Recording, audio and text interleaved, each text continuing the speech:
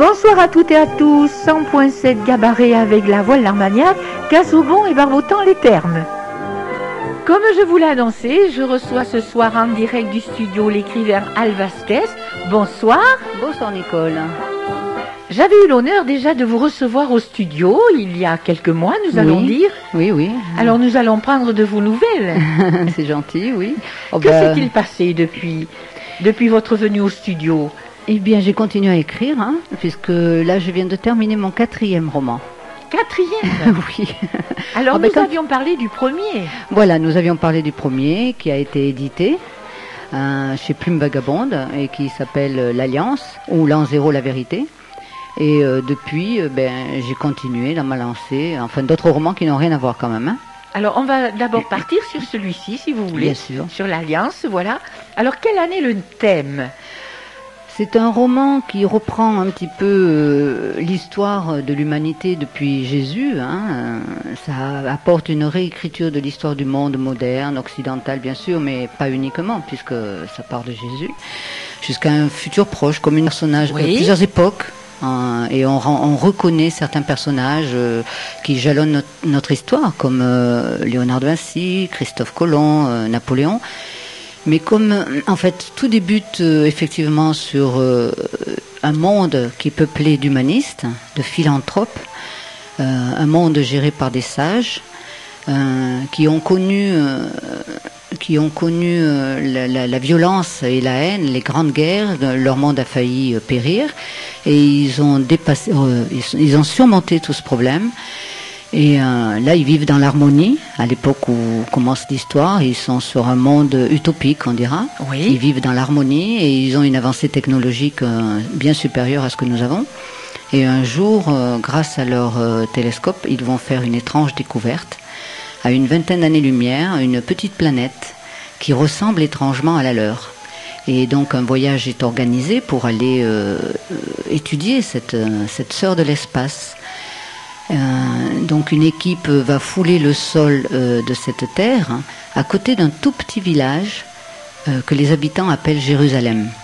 Donc ils arrivent un petit peu avant la naissance du Christ dans Jérusalem. Ils se font passer pour des voyageurs discrètement. Ils vont s'intégrer à ce village et rencontrer des personnages clés de cette époque, de l'époque de Jésus avant sa naissance. Donc Marie, Joseph. Et de par leur présence dans ce village et de par leurs actes, volontaires ou pas volontaires, ils vont modifier l'histoire de l'humanité. Donc c'est pour ça que je remonte après sur 2000 ans. Oui. Mais le contexte n'est plus le même pour Léonard de Vinci. Bon, il peint toujours Léonard de Vinci, mais il n'est plus dans le même contexte puisqu'il y a eu modification de l'histoire dès le départ par ces personnages venant d'une autre planète, mais il ne faut pas oublier qu'ils sont humanistes. Oui. Humanistes. Alors c'est une fiction. C'est une fiction, un conte moderne, un conte de Noël, une saga un peu, mais bon, bien que ce mot je l'aime pas trop. C'est vrai que je remonte l'histoire de Jésus sur un peu plus de 500 ans, et après je continue. C'est descendant, disons. Alors comment avez-vous écrit l'Alliance ? Eh bien, l'Alliance, c'est une idée qui m'est venue d'un coup, parce que je suis aussi navigatrice, vous le savez, Nicole. Et nous allons parler tout à l'heure. Donc, en plein milieu de l'Atlantique, alors que j'étais sur mon voilier, eh bien, j'étais de quart, je faisais la surveillance du voilier. Et que fait-on les nuits sans lune, en plein milieu de l'Atlantique? Eh bien, Que fait-on? Eh bien, soit on met un casque et on écoute de la musique, soit on s'allonge sur le pont et on observe la voûte étoilée qui est magnifique en plein milieu, vous imaginez. Et moi, c'est ce que je faisais, je regardais le ciel et il y a une énorme étoile filante qui a traversé tout le ciel, et c'est la plus longue étoile filante de ma vie. Elle a été vraiment très longue et j'ai eu le temps de l'observer, bien grosse aussi. Et à partir de là, qu'est-ce qu'on fait? On se pose des tas de questions. Et là, comme on est seul au milieu de rien, au milieu de nulle part, on a tout à loisir de penser, de s'évader, voilà, de s'évader d'extrapoler des histoires faramineuses. Et évidemment, en voyant cette étoile, je me suis dit, alors qu'est-ce que c'est? qu'est-ce que c'est? Est-ce que c'est un simple météorite qui arrive? Est-ce que c'est un satellite qui tombe peut-être? Ou bien, va savoir, des extraterrestres? Peut-être que c'est Le début de l'histoire est là, alors. Eh bien oui, après, évidemment, après, moi j'ai continué à rêver des extraterrestres qui viennent nous rendre visite. Et qu'est-ce que c'est? Vous preniez des notes en même temps? En plein milieu de l'Atlantique, j'ai pas pris de notes. Non, j'ai tout resté, ça s'est gravé dans ma tête. Et puis, petit à petit, l'histoire est venue parce qu'effectivement, entre l'étoile filante et mon livre, il y a un rapport, puisqu'on sait que c'est avant la naissance du Christ. Oui. Et comment nous a été annoncée la naissance du Christ? Tout cela se passait il y a 2000 ans. Oui, un peu plus de 2000 ans. Mais comment nous a été annoncé, enfin dans la Bible, comment a été annoncée cette naissance du Christ? Sinon par une étoile. Donc voilà, c'est parti de là, de cette étoile filante. D'ailleurs, dans mes signatures, quand je signale Vasquez, je fais une petite étoile en bout de signature pour me rappeler que c'est de là que vient l'idée de cette fameuse étoile. Alors, je vais lire quelques lignes. Oui. Ce livre d'aventure au cœur de l'histoire qui nous fait vivre au présent avec les habitants de la Palestine d'il y a 2000 ans finit par nous mener à réfléchir sur nos erreurs passées. Mais il n'est jamais trop tard pour réparer ces erreurs. Livre optimiste, conte de Noël, moderne, philosophiction pour certains, réalité pour d'autres, ce roman, véritable hymne à la connaissance et à l'amour, ne laisse pas indifférent. C'est exact, effectivement. En fait, ça fait réfléchir parce que, pour les raisons que j'explique dans mon livre, le livre est prenant car les gens veulent savoir comment j'ai modifié l'histoire. Et surprenant quand le lecteur a vu comment je l'avais modifié cette histoire. Et c'est ça qui ne laisse pas indifférent. Parce qu'en fait, quand on a terminé l'histoire, on peut fermer le livre et se poser une question. Et je pense que cette question, c'est pourquoi pas? Oui. Pourquoi pas? Parce que c'est vrai que depuis notre enfance, nous sommes bercés. La fiction peut devenir réalité, c'est ça? Eh bien, je tendrais à penser... C'est un point d'interrogation. Voilà, quand même, hein? et oui, cette époque de Jésus-Christ est mystérieuse quand bien même. La Bible a beau avoir... il y a les pour et les contre. Et c'est vrai qu'il y a tellement de mystères qui entourent ce personnage, de par aussi ces miracles, tous ces miracles qu'il a fait. Donc, évidemment, on se pose des questions. Marcher sur l'eau, faire réveiller les morts, tout ça. On se pose beaucoup de questions sur ces miracles, mais effectivement, avec la science moderne d'aujourd'hui et peut-être dans 50 ans, ces miracles ne seront plus des miracles, puisque peut-être qu'on pourra effectivement nous aussi réveiller les morts. Enfin, évidemment, oui, c'est entre guillemets, mais déjà, il y en a qui ont frôlé la mort. Et bon, enfin bref, donc tout ça peut-être ne passera plus pour des miracles. Marcher sur l'eau, je donne des explications en fait. Dans mon livre, je donne des explications à tous ces miracles. Vous pourrez nous lire un petit extrait? Un petit extrait ou la 4e de couverture qui est pas mal aussi. Comme vous voulez. Alors, des milliers d'années d'évolution séparent deux peuples d'apparence identique et pourtant si différents. L'un, vivant à l'ère supraluminique, tente d'effacer de sa mémoire la folie meurtrière des hommes. Oublier est son maître mot. Les sages s'y emploient, gardant secrètes les vieilles démences. Mais le temps est là, heureusement, pour lessiver les folies passées de leurs ancêtres. Pour l'autre, nous n'en sommes qu'au début. Adahan, cosmologiste passionné au centre de recherche spatiale d'Arche, et son équipe vont faire une saisissante découverte. Découverte qui va changer leur vie. C'est lors d'une observation de l'espace qu'ils vont détecter une planète ressemblant étrangement à EDN. Le programme de vol en direction de cette planète va commencer. 20 années-lumière les séparent, et pourtant une étrange et incroyable ressemblance les relie. Tout ceci se passait il y a 2000 ans. La vie aurait-elle été préférable si tout avait commencé ainsi? Serions-nous meilleurs? Serions-nous meilleurs? Voilà, Dieu seul le sait. Voilà, s'il existe. S'il existe. S'il existe. Oui, quand même, vous posez des points d'interrogation tout au niveau de ce livre, évidemment. Est-ce qu'on peut se remettre en question? en le lisant? Oui, bien sûr, tout à fait. Oui, c'est ce que j'ai eu comme retour de courriel ou de critique, parce que j'ai mon site qui est ouvert à toutes les personnes qui veulent y laisser un mot après l'avoir lu. Et effectivement, j'ai eu des retours, et jusqu'à présent, ils ont été positifs.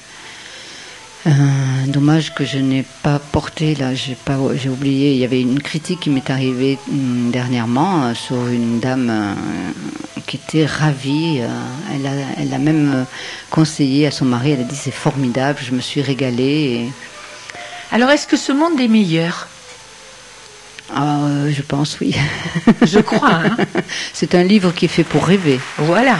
Un livre qui est fait pour sortir de la grisaille de notre vie. Effectivement, nous aimerions, quand on a fini le livre, y retourner. Oui. En plus, les descriptions sont riches.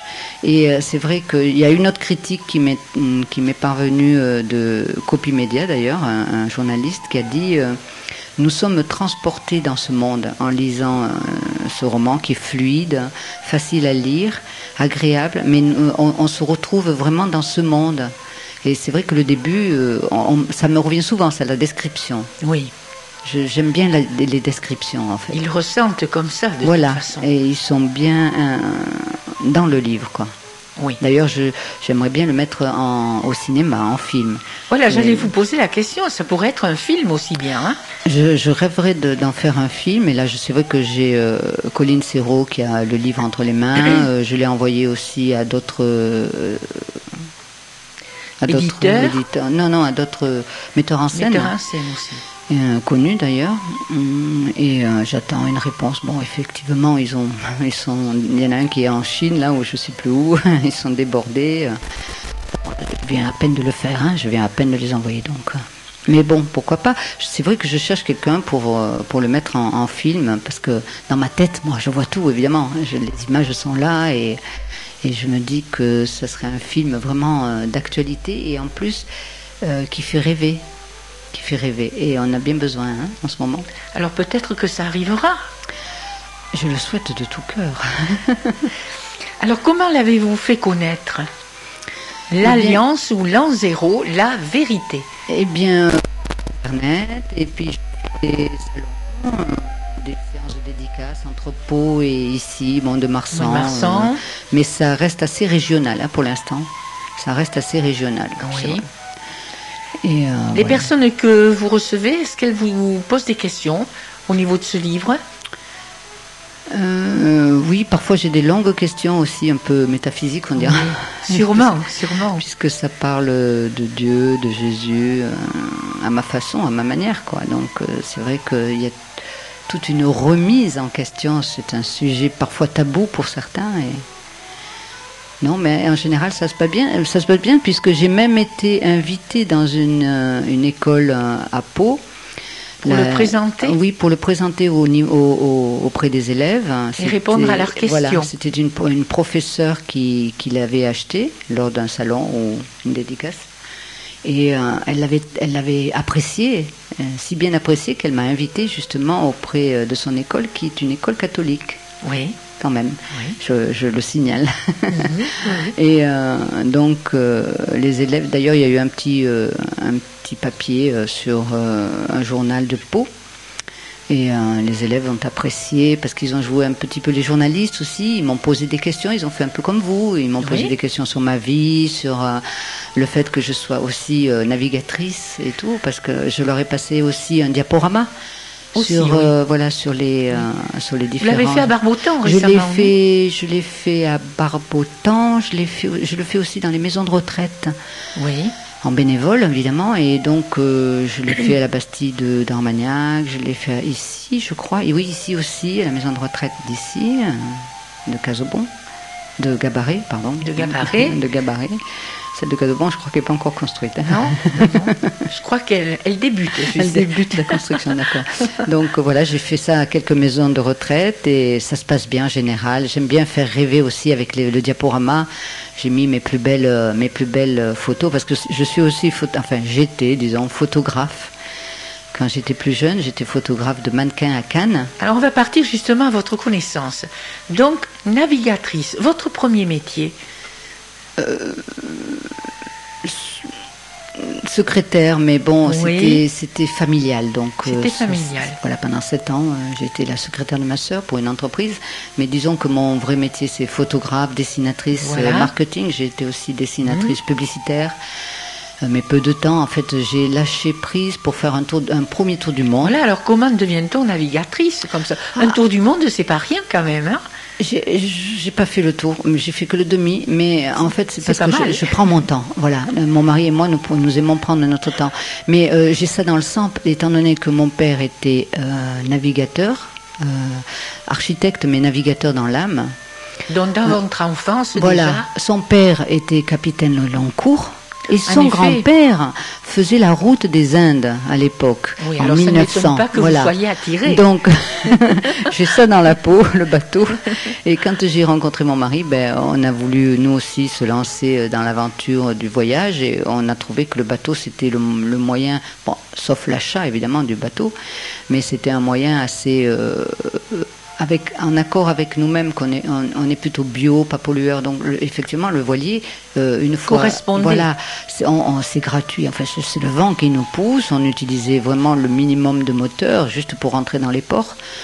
Et donc le bateau, c'est un moyen de transport qui est calme. Et là, on prend son temps. Parce que j'ai traversé plusieurs fois l'Atlantique, une fois en 14 jours, ce qui est assez court, Oui. du Cap-Vert aux Caraïbes.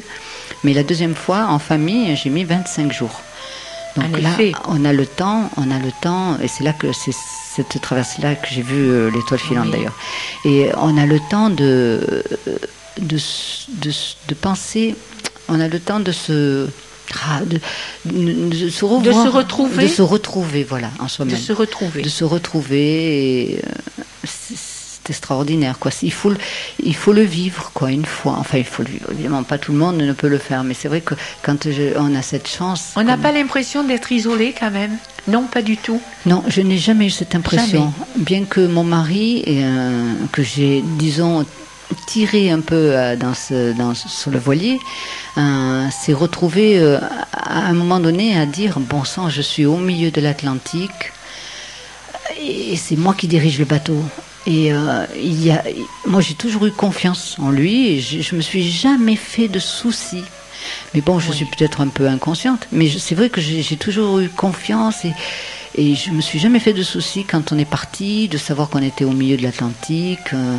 Et pourtant, bon, on a traversé quelques cargos, hein, on a croisé quelques Oui. cargos, on a même croisé, une fois j'ai croisé un paquebot qui transportait des touristes, donc, puisqu'on le voyait par rapport au cargo, on le voit bien parce qu'il est tout éclairé. C'est une maison, enfin une ville même, une mini-ville, enfin Oui. une grande maison ambulante là sur l'eau. Et j'ai pris ma radio parce que chaque fois qu'on voyait un cargo de loin, on prenait, moi surtout, je prenais la radio, le 16, et je leur appelais cargo boat, do you receive me please? Et donc en général il y avait une réponse et ça permettait un échange de données météo, la météo locale, la météo, parce que nous on avait bien une BLU, mais disons qu'on s'en servait pas tout le temps et on aimait bien demander la météo à ces gros cargos pour savoir, ils ont beaucoup d'appareillage, ils savent le temps qu'il y a autour. Donc on était renseignés sur les vents et tout. Et ça permettait un échange parce qu'on tombait des fois sur des Chinois parce qu'il y a beaucoup de bateaux qui sont gouvernés, enfin pilotés par des Asiatiques. Alors ils parlent anglais comme moi en fait, donc on s'entendait très bien finalement. Et très mal anglais, enfin on parlait mal anglais quoi. Et c'est vrai qu'il y avait des échanges. Alors mais vous êtes comment ça se fait que vous êtes en plein milieu de l'Atlantique? Et quand je leur disais on est une famille avec 3 enfants, 3 enfants dans cette coquille de noix, évidemment à côté d'un cargo, un 15 mètres, c'est rien quoi. Bien sûr. Et donc il y avait et j'ai eu un échange avec ce paquebot.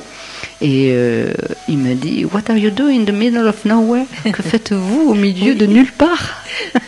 Eh bien, on traverse l'Atlantique. Parce qu'on se rend bien compte que partir en mer comme ça, il faut être quand même un peu aventurier, même beaucoup. Oui, peut-être. Je ne me rends pas compte, hein, puisque. Mais c'est découvrir autre chose. Ah oui, là, je repars en plus, moi. Là, je repars au mois d'août. Oui, je repars en Amérique du Sud.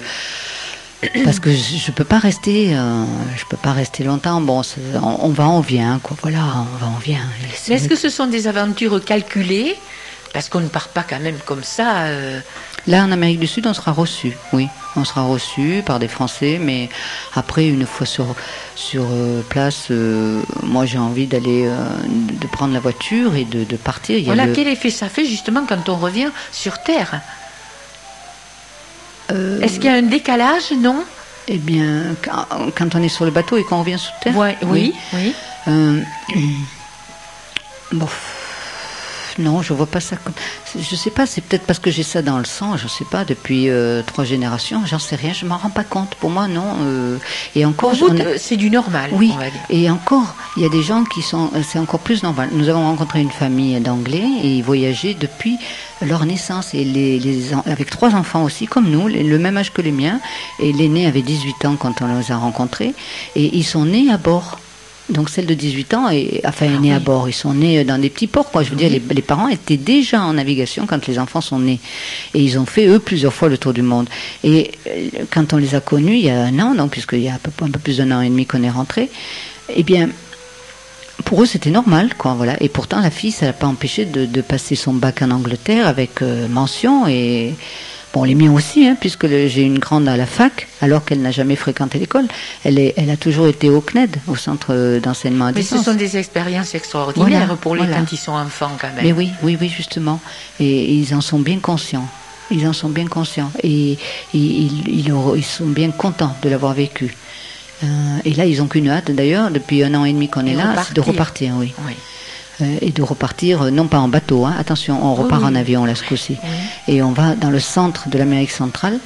Donc là, ça sera autre chose, une autre façon, parce qu'on va avoir une petite maison, mais on va rayonner autour. On est en frontière du Brésil, on est à 200 ou je sais pas combien de kilomètres du Chili. Et moi, je veux aller voir le Chili et je veux aller dans le désert d'Atacama. Oui. Voilà. En plus, il paraît que dans le désert d'Atacama, il y a pas mal de mystères, n'est-ce pas? Donc, qui viennent du ciel. Et je suis attirée par... Et peut-être avec la naissance de notre livre. Ah oui, pourquoi pas. Sûrement. Pourquoi pas. Bien alors là, nous avons parlé de l'Alliance. Alors, vous m'avez dit, je suis à mon 4e livre. Oui. 4e roman. Voilà. Alors le second, c'est ça, vous allez rigoler. C'est une famille avec 3 enfants qui naviguent sur un voilier. Oui. Mais ça n'a rien à voir avec mon expérience. C'est du science-fiction aussi. Et il y a un petit clin d'œil dans ce 2e roman. Il y a le vécu quand même également, non? Oui, il y a quand même, bien sûr, j'ai mis des sensations que nous avions eues en traversée. Par exemple, le croisé des dauphins, des baleines, ça nous l'avons eu. Mais bon, le 2e, ça se passe dans un avenir qui pourrait être proche, oui, j'ai bien la liaison. Et donc, les villes sont polluées. Il faut, dans les grandes villes, porter un masque. Donc voilà. Et eux vivent sur ce voilier. Cette famille vit sur ce voilier parce que justement, c'est pour échapper à la pollution et tout. Et ils vont faire une extraordinaire rencontre aussi parce qu'ils vont aller à Dakar. Oui. Là où je suis passée d'ailleurs aussi, évidemment. Et ils vont faire une extraordinaire rencontre par téléphone. Et au début, ça se passe par téléphone. C'est au téléphone, il y a quelqu'un qui parle et tout. Et puis la conversation se continue par télépathie. D'accord. Donc, et ça, c'est un petit clin d'œil au héros de l'Alliance. Oui. Qui s'appelle Adam. Il y a un petit clin d'œil dans le 2e roman. Il y a le cheminement qui continue. Ouais, pas tout à fait, mais bon, c'est un petit clin d'œil et donc voilà, ils vont faire une rencontre extraordinaire avec un peuple aussi venu des étoiles. Et le 3e roman parle de clonage. Alors là, on est sur Terre aussi, mais en 2200. Vraiment, je suis partie dans le futur. Et le clonage est devenu... De toute façon, vous êtes dans la réalité, hein? Oui, le clonage, le clonage pour l'instant n'est pas, c'est quand même pas très éthique. Mais dans mon livre, dans mon 3e roman, effectivement, le clonage est accepté et reconnu par la civilisation, enfin les grands de ce monde, quoi, puisque ils clonent mais ils clonent c'est pas tout à fait pareil. Bref, oui, il faut le lire aussi. Bon, il n'est pas encore édité. Donc ça parle de clonage, mais le clonage le bon côté du clonage, on dira. D'accord. Et le quatrième n'a rien à voir. C'est une aventure d'un petit garçon qui vit au fin fond d'Afrique centrale, au Congo, au Kinshasa, dans une toute petite tribu de 3 ou 4 familles, mais vraiment perdues, où ils ont une petite route, il n'y a rien qui passe à côté d'eux, ils sont très très loin, ils n'ont jamais vu la ville. Et un jour, ils voient débarquer, et là vit un petit noir de 15 ans qui est orphelin. Il a perdu ses parents, assassinés, et donc il vit là avec ses petits cousins, parce qu'il est tout seul, de toute façon, il vit dans ses 3 ou 4 cases. Et un jour, il voyait débarquer 2 savants qui viennent de France et qui viennent étudier une plante endémique. Voilà, donc ils viennent rechercher cette plante. Et le petit noir se lie d'affection avec le grand savant, le vieux savant, qui avait les cheveux blancs et tout. Et les blancs restent pendant 1 mois, et ce petit gamin va suivre ces blancs pendant leur recherche. Il va leur apprendre aussi le nom des plantes et tout, parce que ce petit noir est très intéressé. Il y a quand même un professeur qui vient 2 fois par semaine en voiture, qui vient leur apprendre les rudiments de la lecture et des contes, à compter et à lire, les rudiments. Et ce petit gamin adore lire et tout, et c'est vraiment celui qui est le plus... C'est un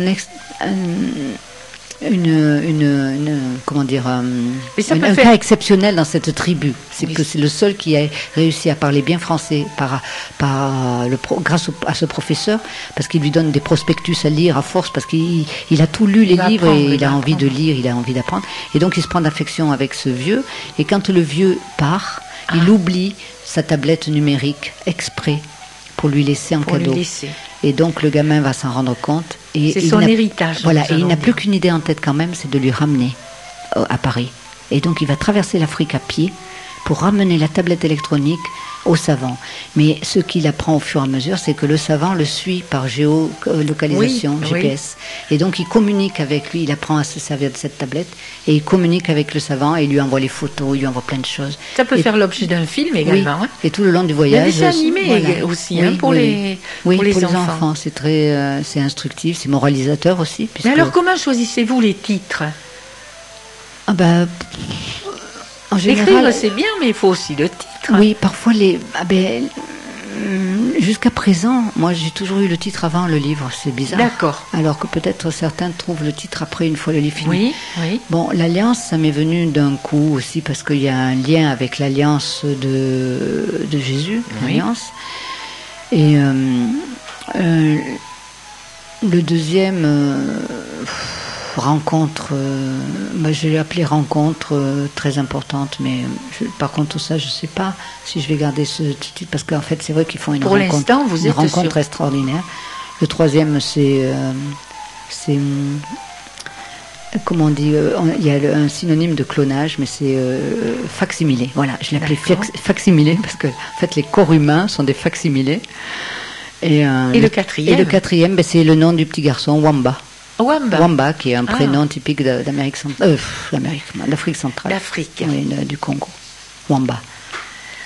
Alors c'est vrai que ces 4, donc, c'est pas de la fiction tout à fait quand même, hein.